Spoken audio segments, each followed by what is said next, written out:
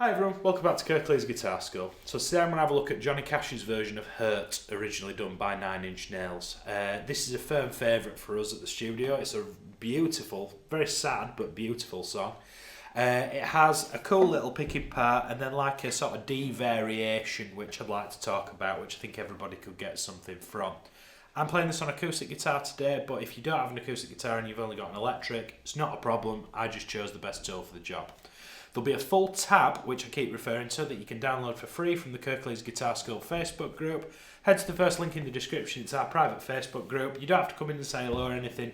It's just a great place if you've got any questions or anyone's got any questions, that it's centralised and I can get everybody all in one place. And every tab I've ever done here on the Kirklees Guitar School channel is there for free download. So it's a good opportunity for you to go back through some of his previous lessons as well. Right, I'll stop waffling, let's get into it. So we're going to start with this figure, which is based around an A minor, C, and then a D.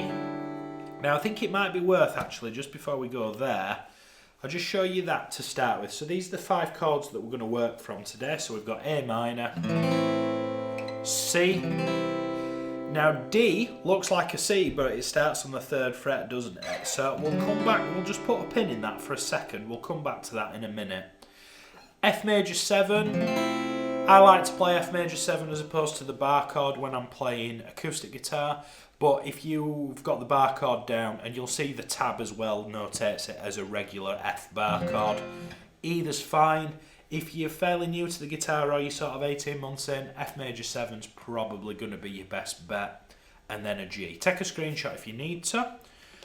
So we'll come back to that D chord as it appears in the tab. Let's get the other bits sorted first. So I'm going to fret an A minor. I'm going to pick the A, the D strings individually with a downstroke, and then I'm going to strum the remaining strings with a downstroke. And that'll be 1 and 2, 3, 4. I'm counting the beats of the bar there, guys. Try that for me. We're then going to move to a C chord. Now I can keep these two fellas, the index and the middle finger, where they are already, and I'm just going to move the ring finger up to that 3rd fret of the A string to get your C chord. So watch that movement. I'm then going to move that up.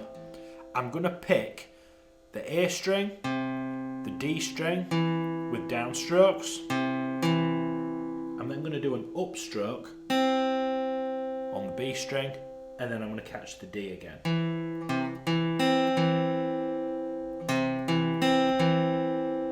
Glue those 2 bits together.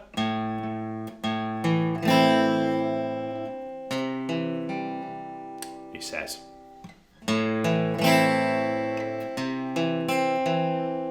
That's more like it. And that opens up a broader conversation. If you do accidentally pick the wrong string, it's not the end of the world. Just sort of keep calm and carry on, because I can guarantee that they do that on the record occasionally as well.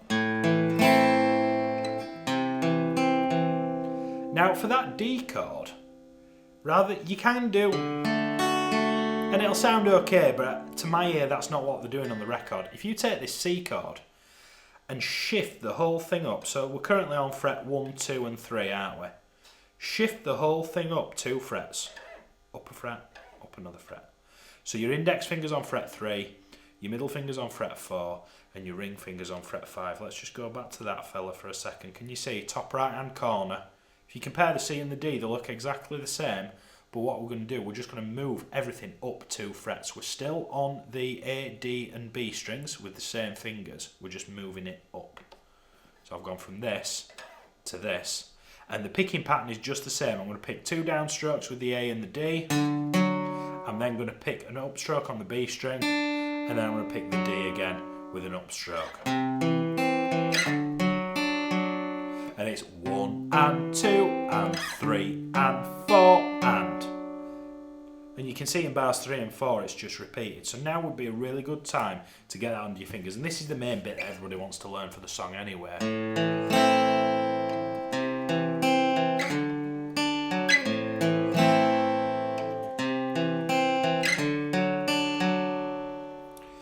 Now that serves as both the verse and the intro and the verse, and it comes. I'd say it's a good sort of 65 to 70% of the song is this, so it's really a good idea to get that under your fingers. Now there's 2 guitars on the record, and I had a really good think about how I was going to do this. Now my approach, I'm not just a guitar teacher, I'm a working guitar player as well, so I get the opportunity to go out and play gigs. And the band leaders aren't necessarily up for paying two guitarists for the gigs. So sometimes I've got to cover all bases just with one guitar. And I'm taking that approach here. There's one guitar very clearly doing that bit.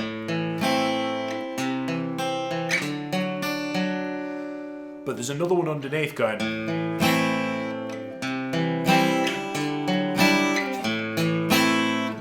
It's entirely up to you. I'd rather you did the first one because it's a better exercise, but you could even strum that.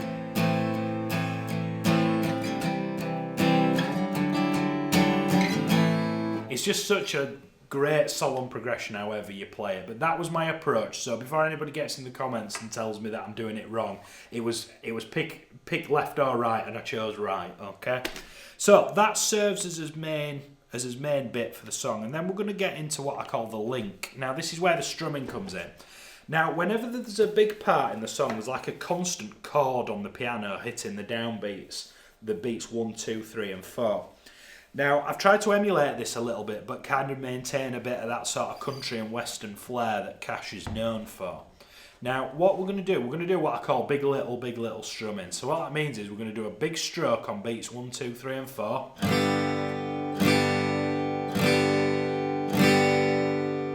But I'm also going to do a little stroke in the gaps. Can you see here, here, here, and here?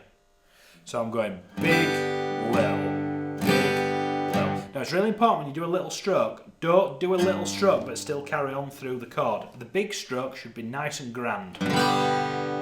Little stroke. And it's not an exact science, I'm just aiming for the top 3 strings. Sometimes I might catch 2, sometimes I might catch 4. It doesn't matter as long as it's less than the previous stroke, because what we're trying to create is some punctuation in the strumming. So 1 and 2 and 3 and 4 and. They're all the same distance apart. And can you see how I'm really making sure that I'm getting all 6 strings on the big stroke, and then the little stroke is more of a flick. Try that for me. If you're feeling confident with that, let's go to the chorus. Now that link just comes in for a bar to get you from.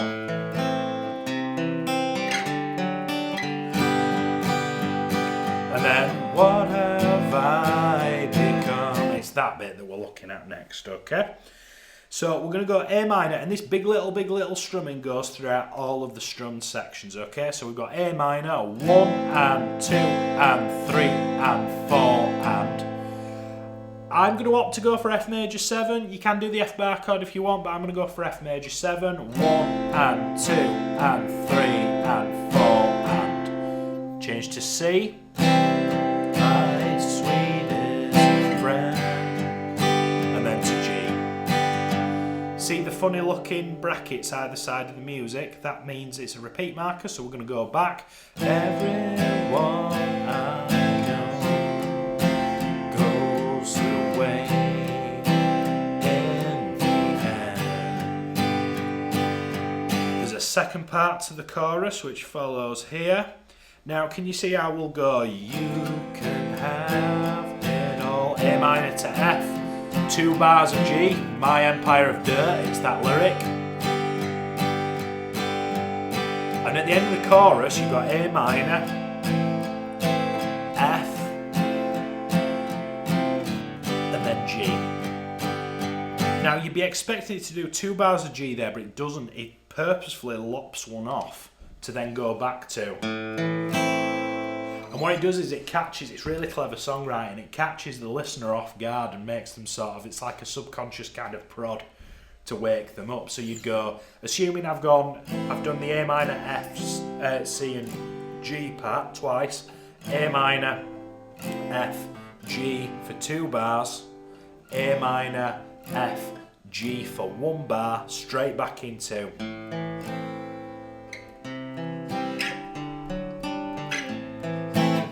And what you're going to do is you're going to ping pong between those two sections for the whole tune. So if you head to the first link in the description, I've tabbed this out in the structure that it appears in, and you'll be able to follow it along with the song.